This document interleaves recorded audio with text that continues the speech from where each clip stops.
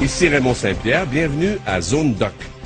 Le cinéma a souvent eu des souffre-douleurs, des méchants qui servent à mettre en valeur les braves héros. Le problème, c'est que ces méchants ont souvent des caractéristiques bien précises. Il y a les Noirs, par exemple, dans la jungle africaine, les Indiens dans les films western, ou encore les Juifs dans la propagande nazie. Le professeur Jack Sheehan de l'Université du Sud de l'Illinois a décidé, lui, d'étudier l'image des Arabes dans le cinéma hollywoodien. Il a visionné 1000 films, il en conclut que les Arabes y sont décrits comme des brutes sanguinaires, des terroristes qui veulent s'attaquer aux braves occidentaux. Il a réuni donc ses conclusions, ses observations dans le documentaire que nous vous présentons ce soir, Hollywood et les Arabes, en anglais Real Bad Arabs. Voici donc le documentaire de Jack Sheehan.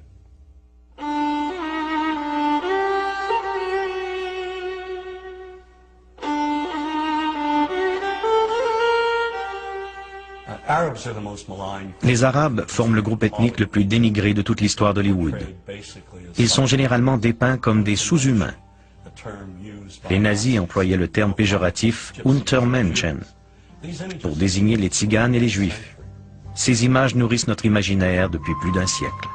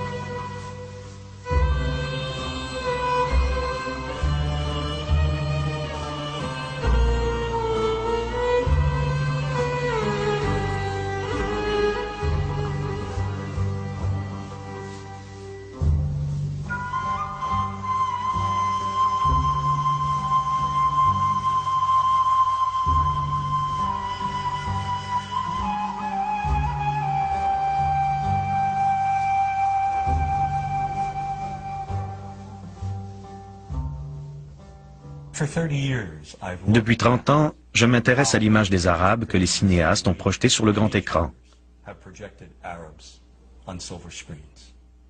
Dans mon dernier livre, Real Bad Arabs, How Hollywood Vilifies a People, j'ai examiné plus de 1000 films, depuis les débuts obscurs du cinéma hollywoodien jusqu'aux dernières superproductions.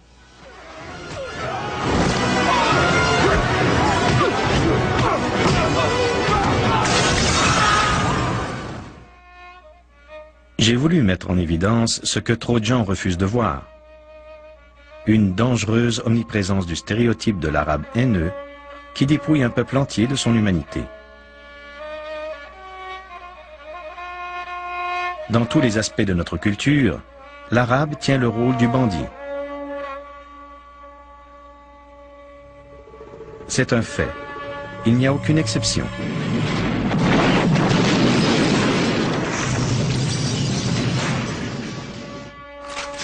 On nous a présenté de manière répétitive quelques images structurées, de sorte que nous ayons toujours la même conception. Que l'on vive à Paducah, dans le Kentucky, ou à Wood River, dans l'Illinois.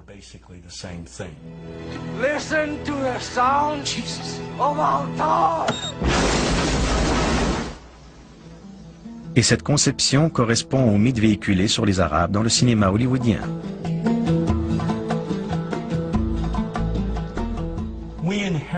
À l'origine, ces clichés nous ont été transmis par les Européens, il y a 150 ou 200 ans.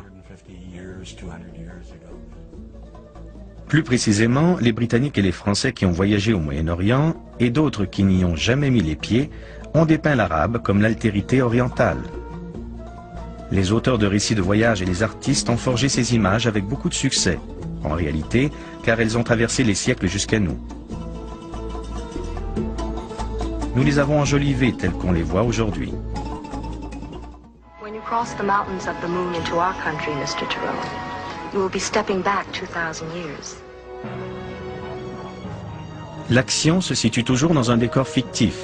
au pays des Arabes, une étrange contrée imaginaire au cœur du désert, sur laquelle plane une musique inquiétante. Le désert est omniprésent, toujours comme un lieu menaçant. Puis on y ajoute une oasis, des palmiers, un palais qui recèle une chambre de torture souterraine, un pacha trône sur un parterre de luxueux coussins entouré de son harem. Mais comme aucune de ces jeunes filles ne lui plaît, il enlève la blonde héroïne occidentale qui repousse ses avances.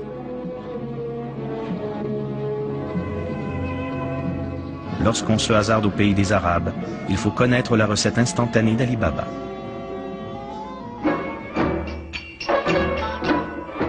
Les accessoiristes à Hollywood affublent les femmes de pantalons transparents et de costumes de danseuses du ventre, et arment les méchants arabes de cimetères, ces longs sabres recourbés. On nous montre des gens qui se promènent en tapis volant et des charmeurs de serpents qui les font onduler au son de leur flûte.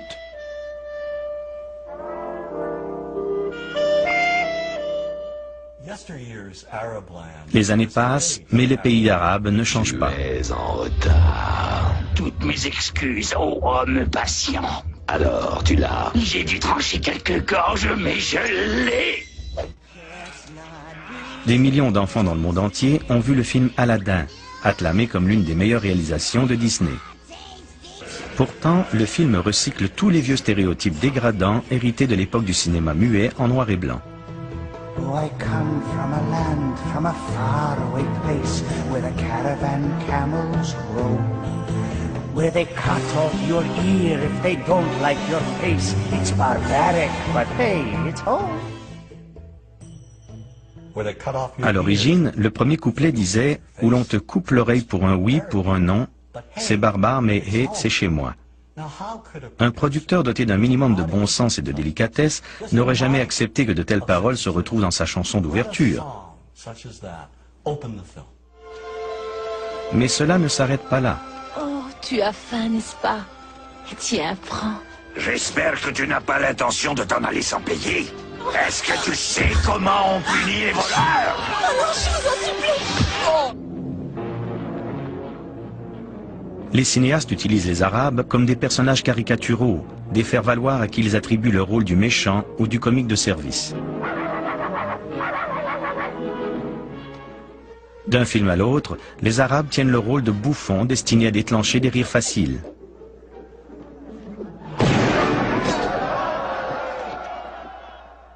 Le film The Happy Hooker Goes to Washington avec Joey Atherton en fournit un bon exemple. Every night I was forced to perform unspeakable acts with circumcised dogs. Oh, dogs are better than sheep. They're cleaner, I know, I've tried both. Les Arabes sont généralement représentés comme des incompétents. Ainsi, dans le film Vrai mensonge, ils sont non seulement dangereux, mais incapables. Moi, eux, nous sommes tous préparés à mourir.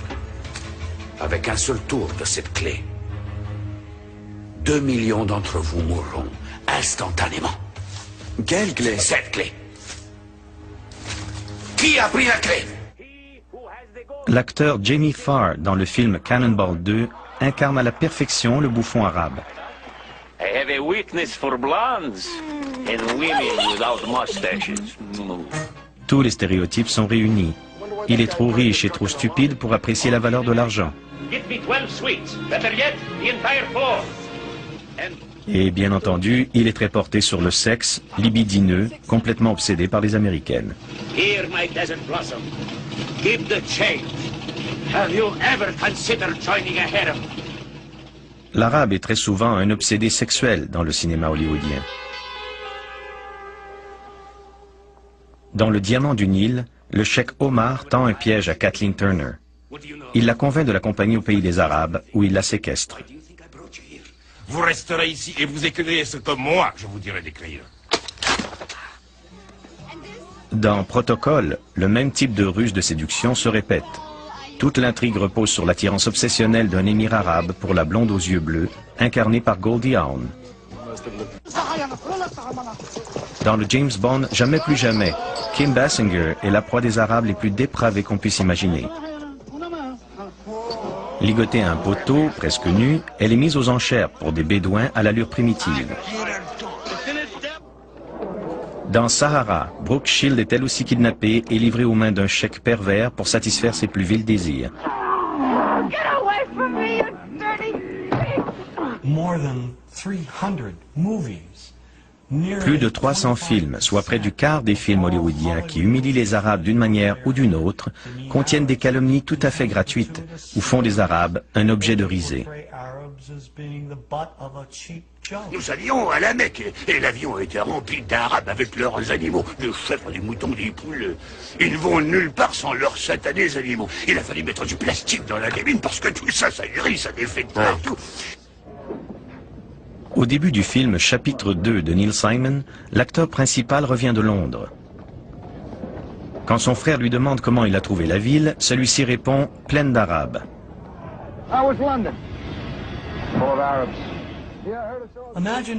Mais imaginez s'il avait répondu « pleine de Noirs »,« pleine de Juifs » ou « pleine de Latinos ».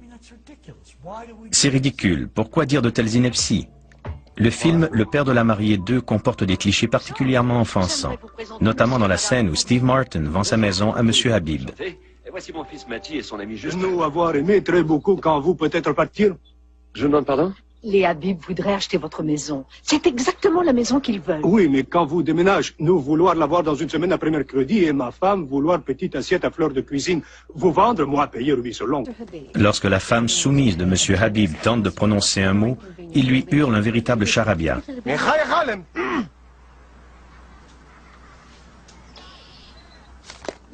Puis il offre à Steve Martin une prime de 15 000 $ pour déménager dans les 10 jours.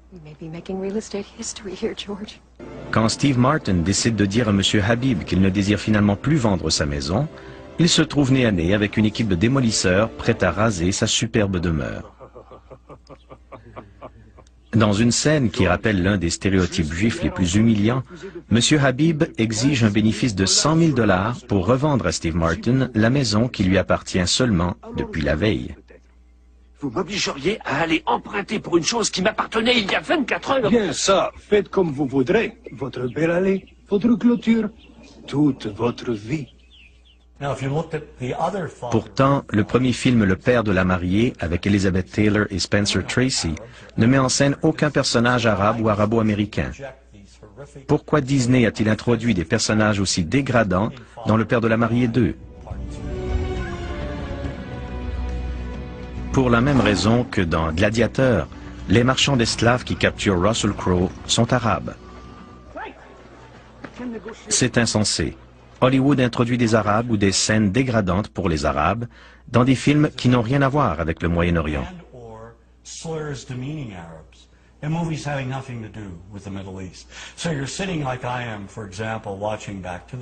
Dans le film Retour vers le futur, par exemple, de vilains Libyens incompétents tirent à la mitraillette sur le scientifique fou et son compagnon dans un stationnement.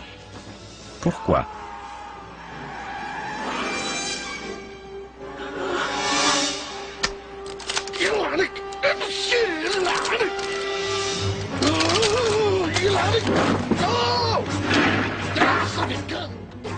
Ce film est plutôt un retour vers les vieux stéréotypes que vers le futur. Sous la lorgnette d'Hollywood, l'image de la femme arabe subit une déformation similaire. Aujourd'hui, les femmes arabes sont brillantes, très intelligentes. Elles exercent toutes sortes de professions. Pourtant, cette réalité demeure occultée au grand écran. Depuis les tout débuts d'Hollywood, la femme arabe est confinée au rôle de la danseuse du ventre, très sexualisée, inspirée par les premières images du Moyen-Orient, symbole d'exotisme, d'intrigue et de passion. Mais au cours des dernières années, cette image a subi une transformation draconienne.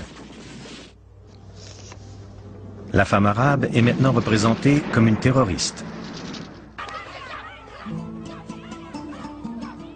Emmitouflée de noir, une silhouette voilée en arrière-plan, dans l'ombre, totalement soumise. Il semble que plus les femmes arabes s'épanouissent, plus Hollywood les enferme dans leur carcan.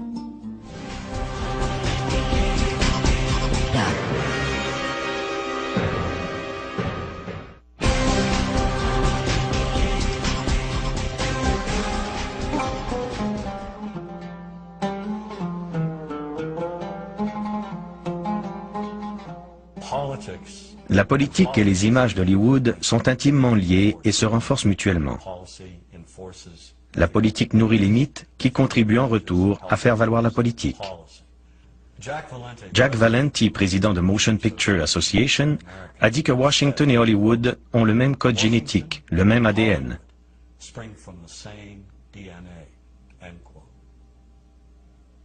L'image de l'arabe a subi une transformation immédiatement après la Seconde Guerre mondiale. 3 facteurs en sont à l'origine.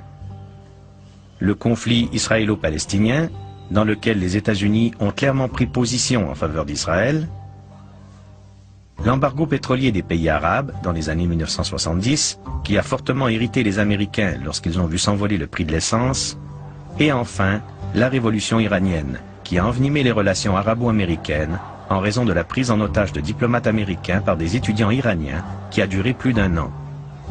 Ces 3 événements pivots ont situé le Moyen-Orient au cœur de l'actualité américaine et ont remodelé les stéréotypes arabes au cinéma. En particulier, l'image du cheikh a été revue et corrigée. Dans le film Une femme d'affaires, il cherche à prendre le contrôle du monde entier grâce à sa fortune et tente d'acheter l'Amérique morceau par morceau. Madame Winters, savez-vous qu'il y a certains membres de la famille qui pensent que nous ne devrions pas faire cette affaire du tout? Je présume que si votre société avait pu trouver un prêt de cette importance aux États-Unis, vous n'auriez pas fait tout ce chemin jusqu'en Arabie. Pensons aussi au roi du pétrole dans Indiana Jones et la dernière croisade de Spielberg, ou au cheikh Cupid, prêt à commettre tous les actes de terrorisme, même à lancer un missile dans Ernest dans l'armée. Gentlemen, behold my special club, the Pluton missile. With it, I will bring the infidels to their knees and be leader in the Arab world. Dans les années 1970, on racontait que les Arabes allaient nous envahir et racheter l'Amérique. Bien sûr, le cinéma propageait ces mythes. Les Arabes ont sorti des milliards de dollars de notre pays, il faut maintenant qu'ils les rapatrient. Tout raciste qu'il soit, l'un de mes films favoris est Network, main basse sur la télévision, qui a pour théâtre le milieu de la télévision commerciale. Chers téléspectateurs, chers amis, c'est à vous. Comment ça va?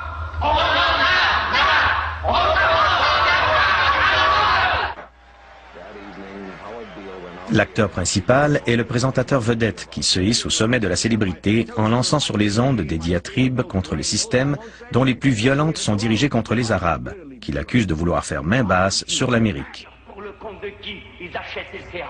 Ils l'achètent pour le conglomérat des investissements d'Arabie Saoudite. Ils opèrent donc pour les Arabes. Le présentateur, Howard Beale, appelle la population américaine à se révolter afin de contrecarrer le rachat du réseau de télévision par les Arabes. Écoutez-moi, nom de Dieu! Nous sommes tout simplement achetés par les Arabes. Il n'y a qu'une seule chose qui réussira à les stopper sur place, vous! La rage des Américains ainsi attisée donne lieu à une scène d'anthologie du cinéma. Je veux que vous vous leviez maintenant, levez-vous de vos fauteuils. Je vous demande de vous lever séance tenante et d'envoyer un télégramme au président Ford disant « J'en ai plus que marre de tout ça et je commence à en avoir ras-le-bol !» Je suis folle de rage, je commence à en avoir ras-le-bol. Je suis fou de rage, je commence à en avoir ras-le-bol. Je suis folle de rage, je commence à en avoir ras-le-bol.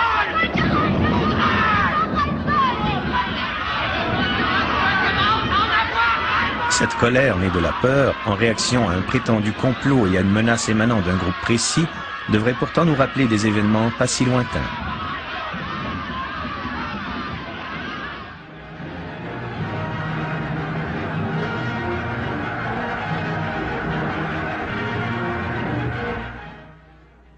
La propagande antisémite nazie reposait également sur la menace économique, et ce mythe s'infiltrait jusque dans les livres d'enfants. L'image populaire des Juifs dans la propagande nazie trouve malheureusement écho dans l'image de l'Arabe véhiculée par nos films hollywoodiens favoris.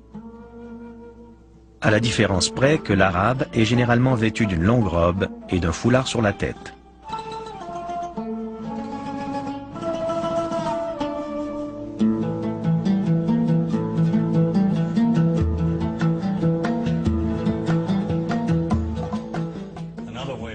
La représentation du peuple palestinien au cinéma fait aussi ressortir le lien entre la politique et le divertissement, entre Washington et Hollywood.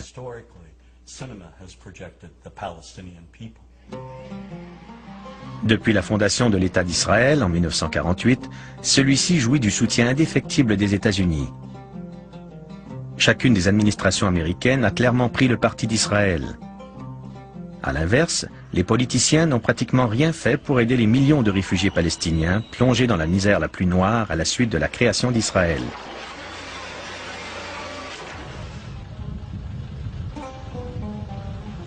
S'il est vrai que la politique influence l'opinion publique, Hollywood a aussi représenté le conflit d'une manière biaisée. Les films dépeignent systématiquement les Palestiniens comme des terroristes, tous méchants, sans exception. Made in America, Colonel.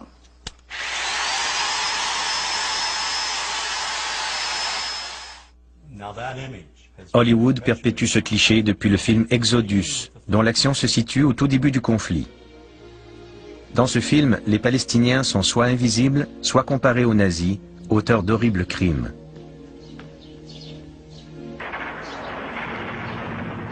Le film L'ombre d'un géant, sorti en 1966, présente aussi les Israéliens comme d'innocentes victimes de la violence des Palestiniens. Kirk Tuttle s'y tient le rôle d'un militaire américain qui vient prêter main forte aux Israéliens. Certains dialogues du film semblent tout droit sortis du ministère des Relations publiques d'Israël.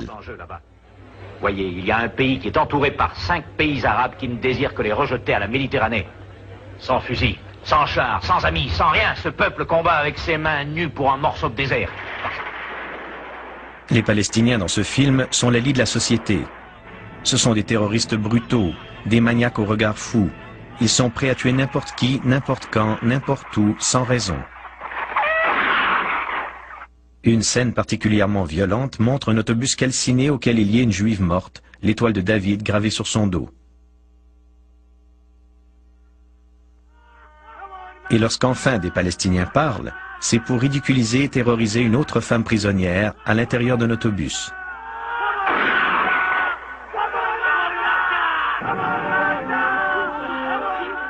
Dix ans plus tard, dans le film Dimanche Noir, le terroriste palestinien prend un visage féminin. Intéressant.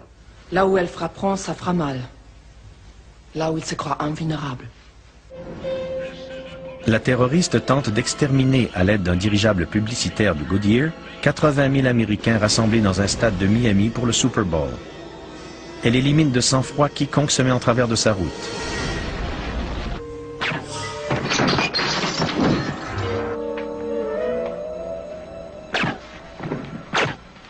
Les films qui passent sur nos écrans sont généralement calqués sur la politique de Washington. C'est particulièrement évident dans les années 1980 et 1990, où l'on dénombre une trentaine de films dans lesquels des Palestiniens tentent de détruire le peuple américain. How may we help you, Jad? Le film Death Before Dishonor, sorti en 1987, dresse le portrait le plus abject des Arabes et des Palestiniens. Ceux-ci, après avoir assassiné un garde, massacrent une famille israélienne.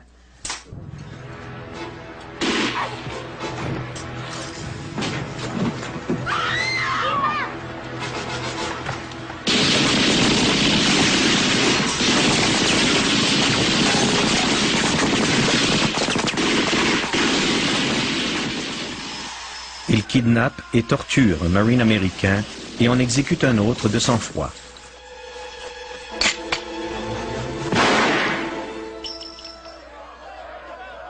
Ils brûlent ensuite le drapeau américain juste devant l'ambassade américaine. Puis la font exploser dans un attentat suicide.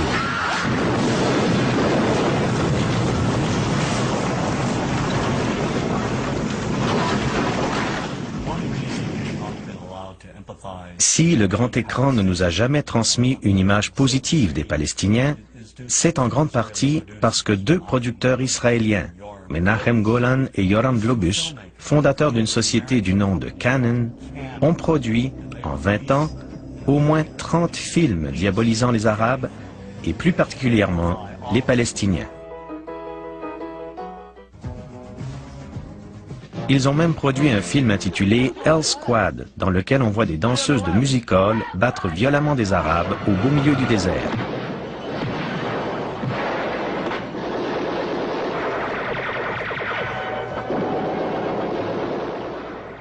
Mais d'après moi, Delta Force constitue leur film le plus efficace, l'un des plus populaires et des plus racistes. on y voit des Palestiniens détourner un avion et terroriser les passagers, en particulier les Juifs. Pick out the passport with Jewish names. Aucune forme de communication n'est aussi efficace que le cinéma pour faire de la propagande. Et Golan et Globus en sont les champions.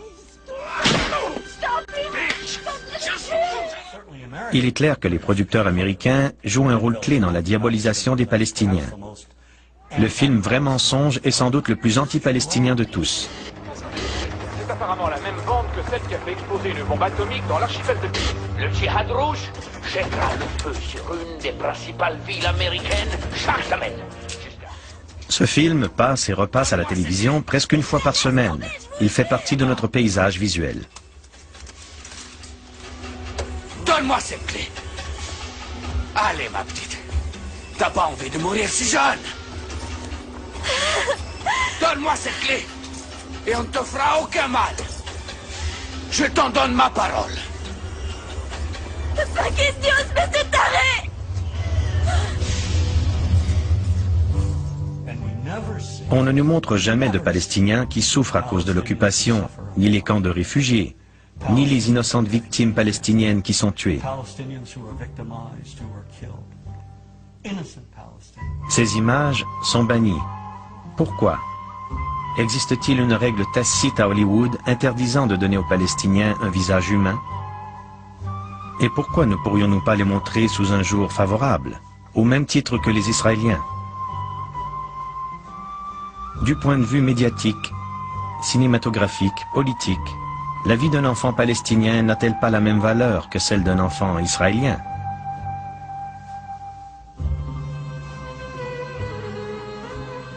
Et si c'est le cas, pourquoi le grand écran fait-il abstraction?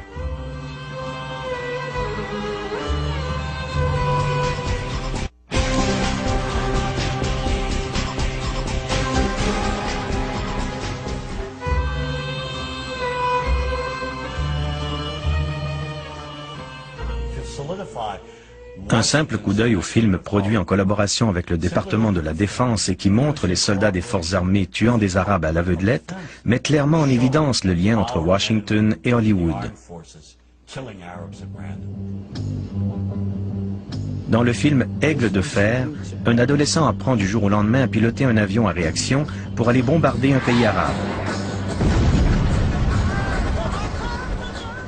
Sans oublier Les Meilleurs, dans lequel Charlie Sheen se rend au Liban pour liquider des tonnes d'Arabes. Allez, chef.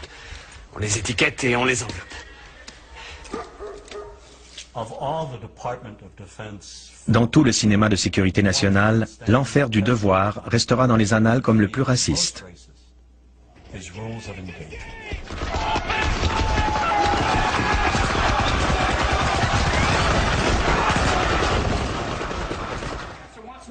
Le film a été scénarisé par l'ancien secrétaire de la Marine, James Webb. L'action se déroule au Yémen, un pays réel du Moyen-Orient. En raison de violentes manifestations devant l'ambassade américaine, les Marines, dirigés par Samuel L. Jackson, sont appelés en renfort pour évacuer les employés américains. Mais les Marines ouvrent le feu sur la foule, tuant de nombreux Yéménites, parmi lesquels des femmes et des enfants. Pour mener son enquête, Tommy Lee Jones, l'avocat qui défend le personnage de Samuel L. Jackson, se rend au Yémen. Jusque-là, on est porté à croire à l'évidence que les Marines ont bel et bien commis cette atrocité. Des marines américains armés, ils tiraient sur son peuple. Ils essayaient juste de défendre leur peau. Durant son enquête, l'avocat aperçoit une petite fille unijambiste. Il la suit et se retrouve dans une salle d'hôpital remplie de victimes civiles. Il découvre une bande audio près du lit de l'une de ses victimes. Il fait ensuite traduire le contenu de la bande en cours. Et on commence immédiatement à comprendre qui est réellement responsable du massacre. Tuer les Américains et leurs alliés, qu'ils soient civils ou militaires, est le devoir de chaque musulman qui en est capable. On découvre que les civils yéménites ne sont pas aussi innocents qu'il n'y paraît à première vue. Il s'avère qu'ils ont ouvert le feu les premiers. Et dans une scène d'une incommensurable infamie, on apprend soudainement que la petite fille qui nous a tant attendris, dont l'humanité et l'innocence ont fait fondre nos stéréotypes, ne vaut finalement pas mieux que les terroristes yéménites. Si bien que, quand Samuel L. Jackson nous livre la réplique clé « Il faut tuer ces enfoirés », on est d'accord.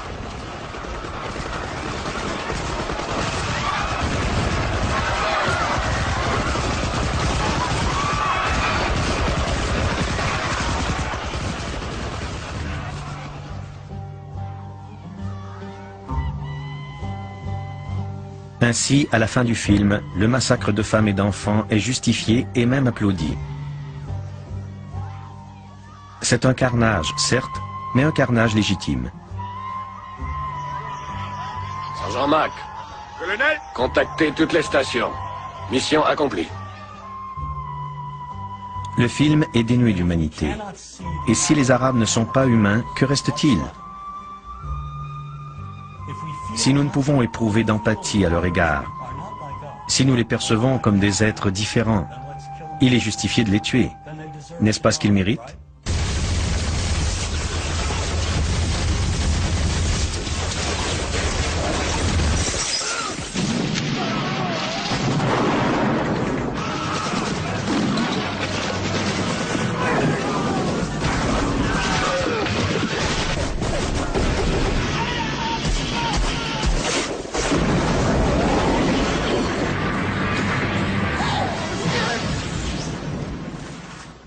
Et que pensent de nous les Arabes qui voient ces films? Car ils se louent 25 cents américains en Égypte. Quel effet produit sur ces gens des images où l'on voit des Américains tuer des Arabes? Cela rapproche-t-il les deux peuples? Ce genre de film contribue-t-il à créer un climat de paix ou à creuser davantage le fossé qui nous sépare?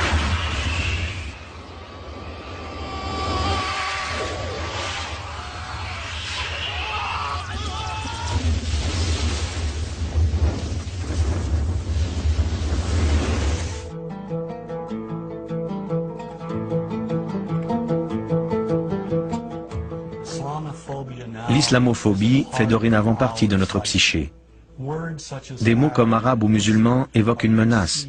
Et si les mots sont menaçants, qu'en est-il des images que nous voyons au grand et au petit écran?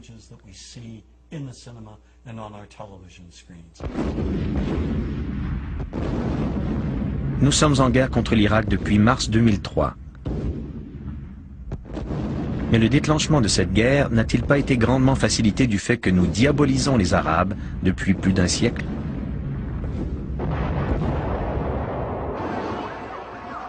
Sans compter les tragiques événements du 11 septembre, où 19 terroristes arabo-musulmans ont causé la mort de près de 3000 personnes.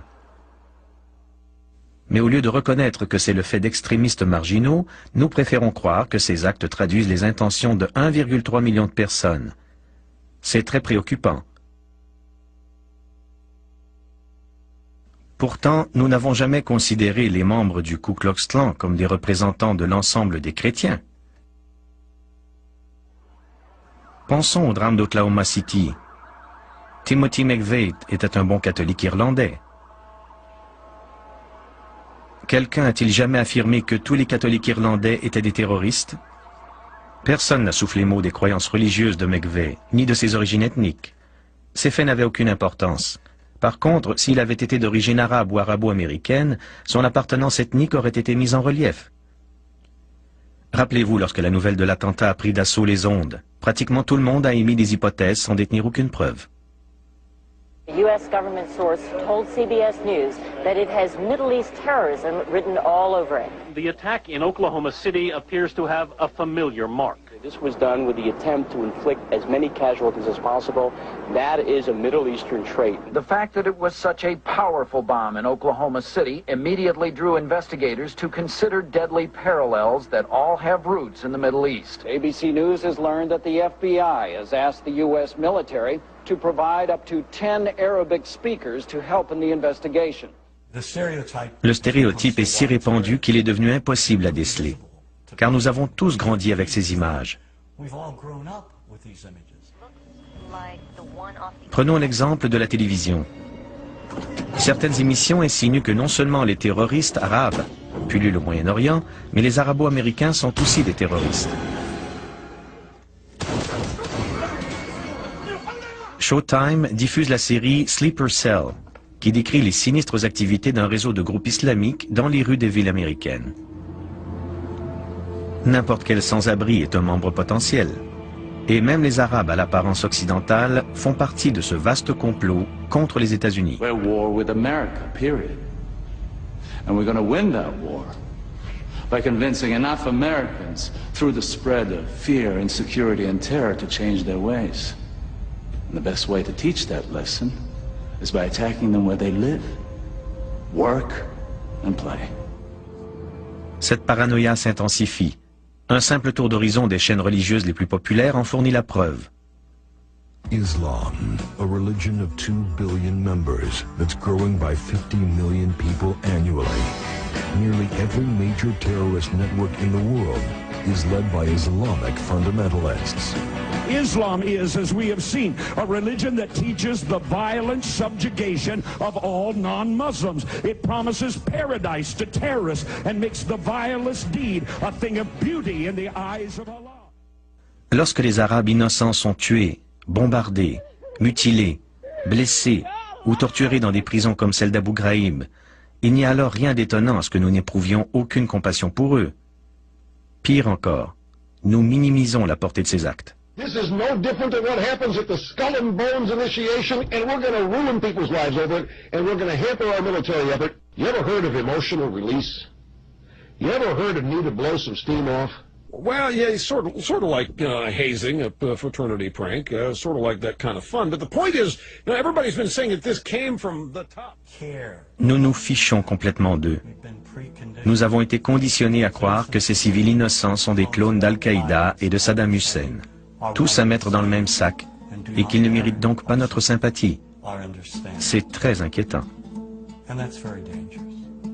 According to the FBI, hate crimes in America targeting Muslims or people who just appear to be Middle Eastern surged in the aftermath of 9/11. Depuis le 11 septembre, les Arabo-Américains et les musulmans sont automatiquement suspects dans les aéroports.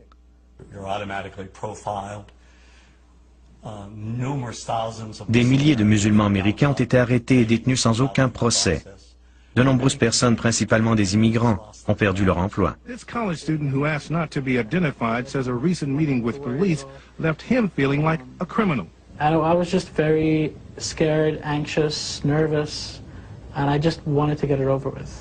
He was one of several thousand men of mostly Arab descent who were interviewed. Je crois que cette vague de crimes haineux, de suspicions, d'arrestations témoigne une fois de plus du pouvoir du cinéma. En dépit de la réalité, des faits que nous savons véridiques, nous nous accrochons aux mythes qui restent profondément ancrés dans notre psyché. Il faut beaucoup de temps pour effacer les stéréotypes. Sans compter que bon nombre d'entre nous tiennent à leurs préjugés et n'ont pas le moindre désir de changer. Nous nous sommes habitués à ces images.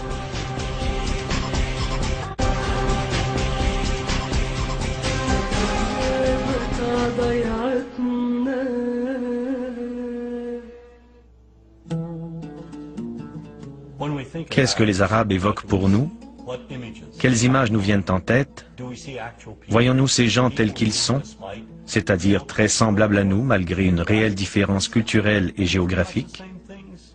Et quelle image avons-nous des femmes arabes? Des femmes qui rient, s'amusent et adorent leurs enfants. Des femmes qui travaillent à la maison, mais aussi à l'extérieur.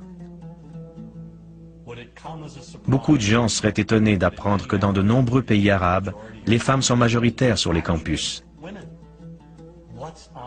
Et quelle est l'image médiatique des hommes arabes? Celle de pères aimants qui subviennent aux besoins de leur famille? Et les jeunes arabes sont-ils semblables dans notre esprit à n'importe quel autre adolescent dans le monde? Voyons-nous l'islam comme une religion intégriste qui cherche à dominer toutes les autres? Nous oublions que si la foi joue un rôle important dans la vie des Arabes, tout comme dans celle des Américains. Une grande partie du monde arabe est laïque. De même, nous associons rarement les Arabes au christianisme. On recense pourtant plus de 20 millions de chrétiens au Moyen-Orient, qui vivent en harmonie avec les musulmans depuis des siècles. Il faut cependant reconnaître que certains cinéastes ont montré une image assez nuancée des Arabes. Le rire et l'humour sont d'excellents moyens de faire voler les stéréotypes en éclats. C'est le rôle de l'humoriste depuis toujours. Nous avons vu des humoristes noirs, des humoristes juifs, et maintenant des humoristes arabes, qui contribuent à désamorcer les tensions. True story. Guy behind the counter picked up my credit card, sees the Olive card, looks at me all weird. He's like, "Hey, buddy, what kind of name is that?"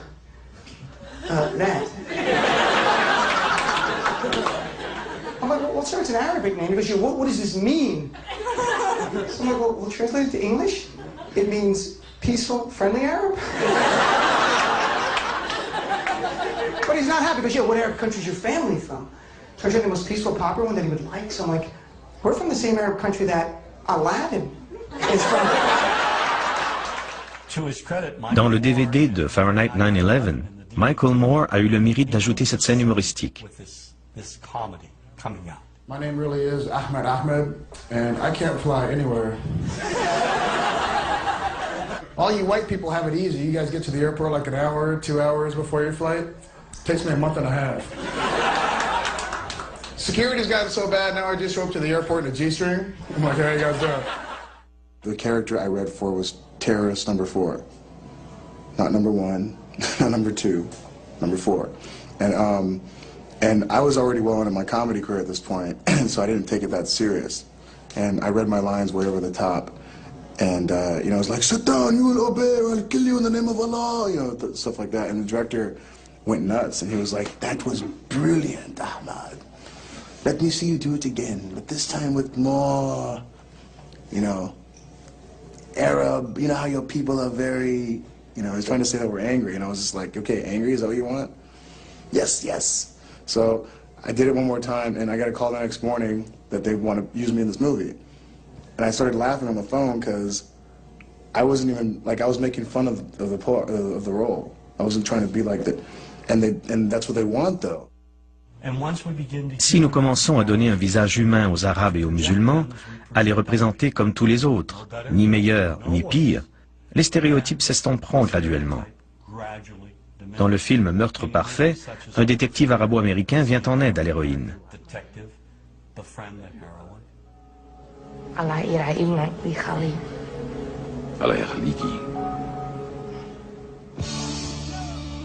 J'ai agi comme consultant pour le film Les Rois du désert. L'action se déroule pendant la guerre du Golfe en 1991. Le film est remarquable pour son portrait nuancé du peuple irakien et met l'accent sur des Irakiens honnêtes que Saddam Hussein tente d'éliminer. Et ta petite fille? Elle est courageuse, ça va aller, je crois. Ok, je suis content, mais dis-moi, on peut vous aider? Ce film est empreint de respect mutuel et montre aussi des Irakiens loyaux à Saddam Hussein. Il ne s'agit pas d'un film bonbon, mais d'un film réaliste. À mon avis, il est exceptionnel. Le Royaume des cieux, un film sur les croisades, a remporté un énorme succès à l'étranger, mais pas aux États-Unis. Dans une scène, à la fin du film, après que Saladin a pris Jérusalem et que la paix règne entre les musulmans et les chrétiens, il entre dans une église, aperçoit une icône sur le sol, la prend délicatement dans ses mains et la pose sur l'autel.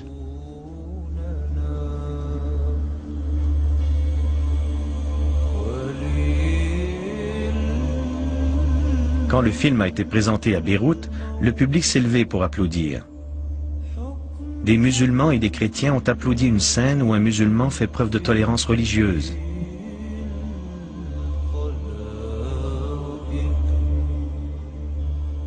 Les Arabes ont envie de voir des films américains qui les dépeignent de manière respectueuse, honnête et juste.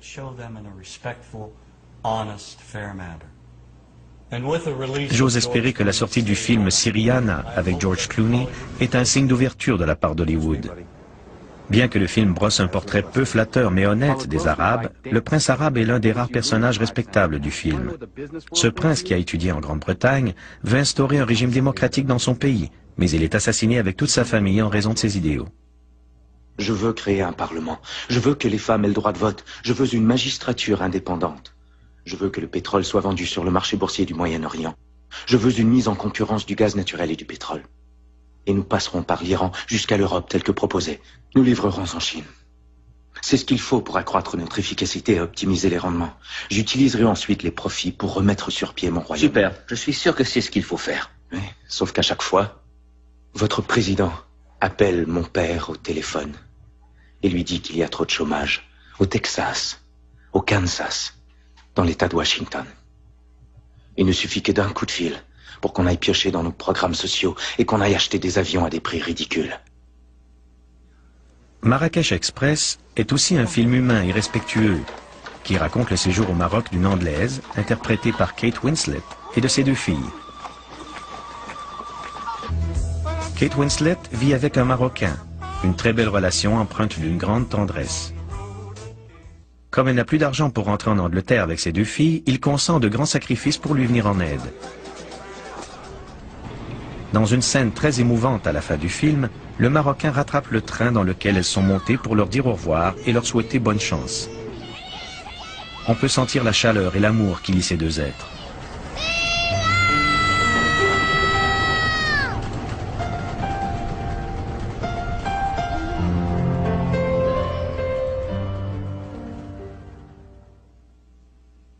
Mais aucun film n'est plus humain qu'aux portes du paradis, écrit et réalisé par Hani Abou Hassan. Deux amis palestiniens sont désignés pour perpétrer un attentat suicide à Tel Aviv. Au début, ils acceptent solennellement leur mission, mais sont interceptés à la frontière israélienne et séparés de leur escorte. Une jeune femme découvre leur plan et les amène à les remettre en question. شو سبكم؟ ليش بتعملوا هيك؟ ما عادش في خيار تاني. إذا ما نقدرش نتكافئ بالحياة نتكافئ بالموت. إذا عندك القدرة على إنه تموت وتقتل من سنة تكافؤ، ليش بتدوج على إمكانية بالحياة عشان تعيش تكافؤ كمان؟ كيف؟ منظمة حقوق الإنسان تبعتك؟ هاي وحدة الإمكانيات. عقائل هيك ممنعت الإسرائيلي عذر إنهم يدالوا يقتلوا فينا. والله العظيم إنك عنياتك. مش حرية بدون كفاح. لازم حدا يضحي بحاله، طول ما في ظلم واحتلال في تضحية. هذا مش تضحية، هذا انتقام. هيك بتقتل وبتصير زيهم. وببدل في الفرق بين الضحية والقتل. الفرق إنه بطل في عنا خيارات تانية. Ces trois jeunes Palestiniens sont différents les uns des autres. Ce ne sont pas des terroristes fous, ni des combattants de la liberté. Ce sont des êtres humains, avec leurs fautes, leurs succès, leurs idéaux et leurs souffrances. سعيد رد علي. كان ليش انت هون؟ ليش جيت؟ عشان اكون معاك. تعال نرجع سوا مع حق. مش حننتصر بهاي الطريقة. احنا نعمل اللي علينا. نجتهد والباقي على الله. بس ربنا كلك فكر قبل ما تعمل. رح نموت ناس معانا، مش رح تغير ولا اشي. مش موت رح اغير. تكملة نضل هي رح تغير. انا ما عنديش خيار تاني على التكملة. إذا ما تغيرش شيء. رد إذا ما تغيرش شيء. Je suis optimiste face à l'avenir et je crois au pouvoir des jeunes cinéastes. Les stéréotypes finiront par disparaître car de jeunes hommes et femmes qui font leur début au cinéma se rendront compte de la grave injustice commise et tenteront de rétablir l'équilibre. Ce n'est qu'une question de temps. Nous avons abandonné bon nombre de nos préjugés à l'égard des Noirs, des Autochtones, des Juifs et des autres groupes. Pourquoi pas aussi à l'égard des Arabes et des musulmans? Il importe de ne pas garder le silence.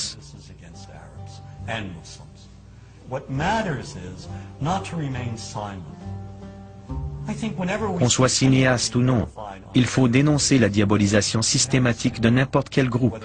Il faut prendre position et clamer haut et fort que c'est moralement et éthiquement inacceptable.